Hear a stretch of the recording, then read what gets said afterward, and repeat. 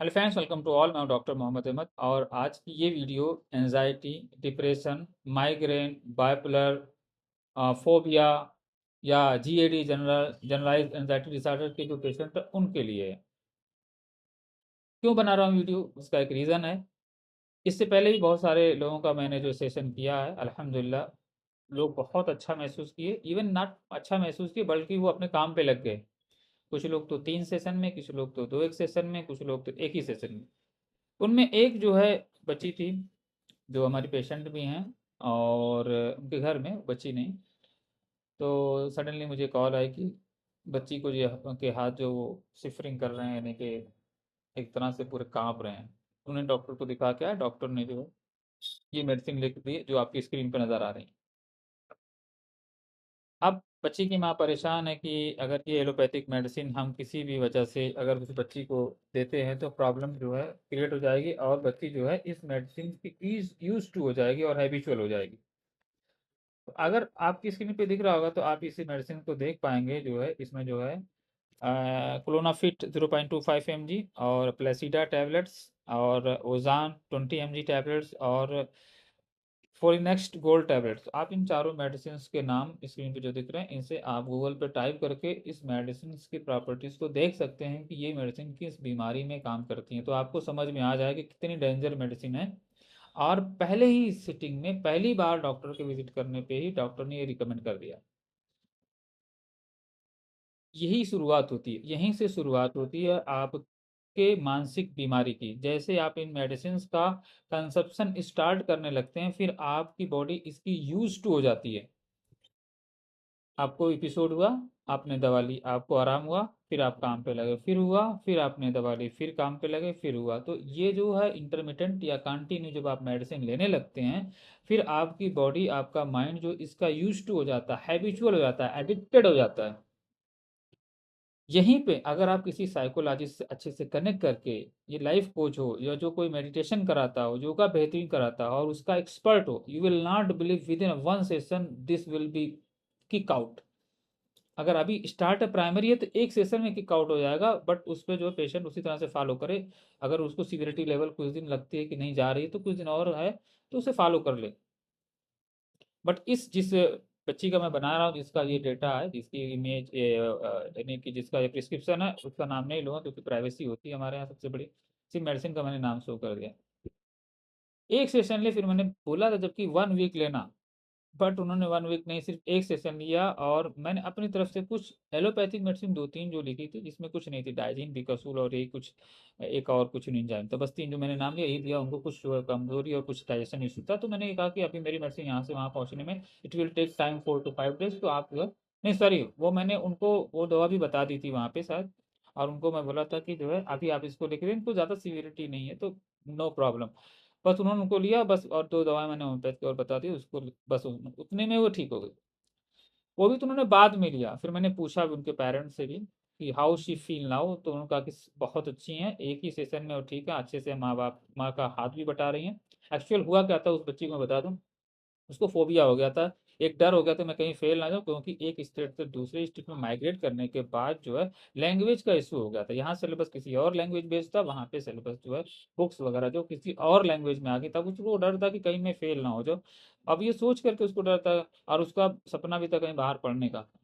तो उसको फियर ये था कि लोग क्या कहेंगे, और मोस्टली यही होता है, लोग क्या कहें में अपनी लाइफ को हम बर्बाद कर लेते हैं। अगर यहाँ पे पेरेंट्स जो इस चीज़ को समझे और काउंसलिंग कराएं, या बच्चा इस कैपेबल हो कि इसे कैसे टैकल किया जा सके, वो कर सके, तभी जाके जो है इस बीमारी से बच सकते हैं। वरना वहीं पे बच्चा हाइपर हो जाएगा, पैनिक हो जाएगा, डर जाएगा, घबराहट हो जाएगी, उसको बेचैनी, रेस्टलेसनेस, पल्पिटेशन सब कुछ होने लगेगा, और यही केस आगे जाके बिगड़ के जो है पैनिक डिसऑर्डर में कन्वर्ट हो जाता है, डिप्रेशन में। फिर भी वो आगे बात चली जाती है, फिर बाइपोलर वगैरह तो आगे का कुछ होता है, तो लॉन्ग सिजोफ्रेनिया वगैरह तो बहुत बात की बात है।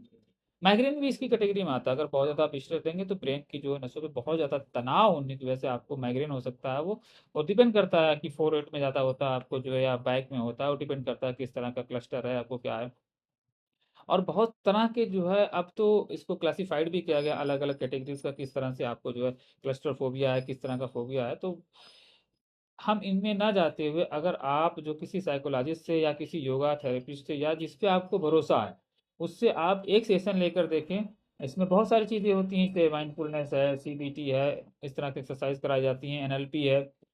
तो इस तरह से चाहे जैसे भी आपको जिस पे ट्रस्ट, उससे एक सेशन लें कंपेयर टू द मेडिसिन लेने के। हाँ, बहुत सीवियरिटी लेवल किसी को बहुत पुराना केस है तो भाई जाहिर सी बात डेफिनेटली उसे जो है मेडिकेशन लेना पड़ेगा, नो डाउट्स, क्योंकि वो कंट्रोल में नहीं है।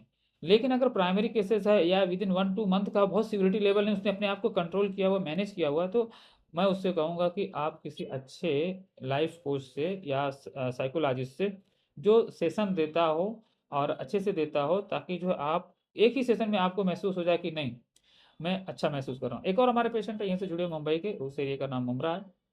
वहाँ के एक पेशेंट 2 साल से ट्रीटमेंट ले रहे थे कोरोना से। वो कहाँ रहते थे? सऊदी अरेबिया रहते थे। उनको कोरोना में फियर हुआ, उनको क्वारंटाइन कर दिया गया 14 डेज के लिए। अब पेशेंट की हालत खराब हो गई वहाँ पे और पेशेंटों को देख करके, ऐसी बुरी हालत हुई कि सऊदी भी छूट के बेचारा घर आके बैठ गया।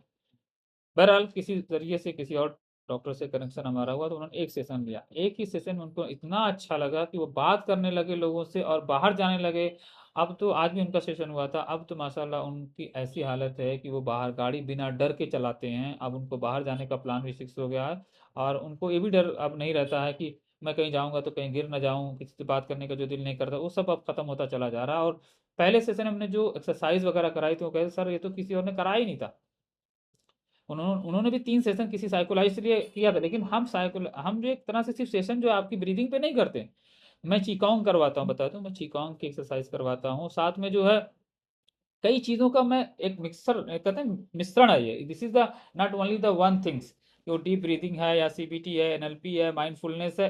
अपार्ट फ्रॉम ऑल दीज मैं कुछ और भी कराता हूँ जो मेरे पेशेंट जानते हैं, बहुत अच्छी तरह से जानते हैं। और अल्हम्दुलिल्लाह जिन्होंने एक सेशन लिया है उनको वहीं से ये होप हो गई कि नहीं अब मैं ठीक हो जाऊंगा।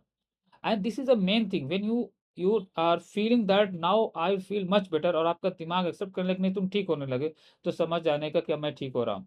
और उसके बाद उन डॉक्टर से विजिट करके आई, और अभी करके आया सॉरी, और अभी ही any mean I think 15 days नहीं हुआ होगा, मेडिसिन भी जा करके उनको, और उनके डॉक्टर ने उनकी मेडिसिन की डोज 2 टाइम से एक 1 टाइम कर।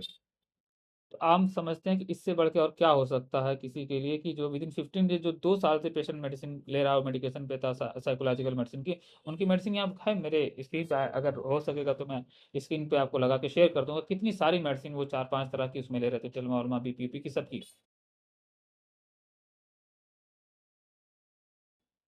जबकि पेशेंट वेल एंड फाइन और एकदम हेल्दी, हट्टा कट्टा मजबूत है बंदा, वेल पर्सनालिटी वाइज भी है।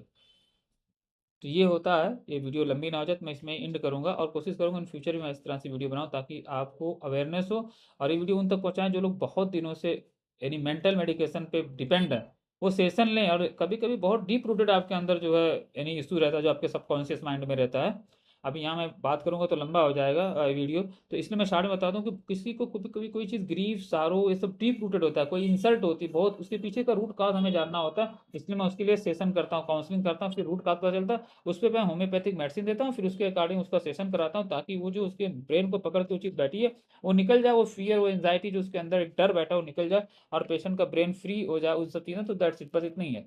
एक धागा, एक बंधन कहीं कहीं कनेक्टेड रहता है, बट वो छूट जाएगा तो आप एकदम फ्री हो जाएगा, इतना होता है बस एंजाइटी, डिप्रेशन, इन सब चीज़ों में। बट उसको छुड़ाना आना चाहिए किसी को, जिसको छुड़ाना आएगा वो आपको इस मुसीबत से निकाल लेगा। तो जिस पे आप ट्रस्ट करते हैं उससे कनेक्ट करें, या एक बार हमें मौका दें, definitely you will not regret कि हमने जो कनेक्ट करके कोई गलती की। आई होप कि जो है ये वीडियो जो है आपके लिए हेल्पफुल रही होगी। अगर हेल्पफुल है तो इसे दूसरों तक शेयर करें, लाइक करें। Thanks for watching, see you in the next video.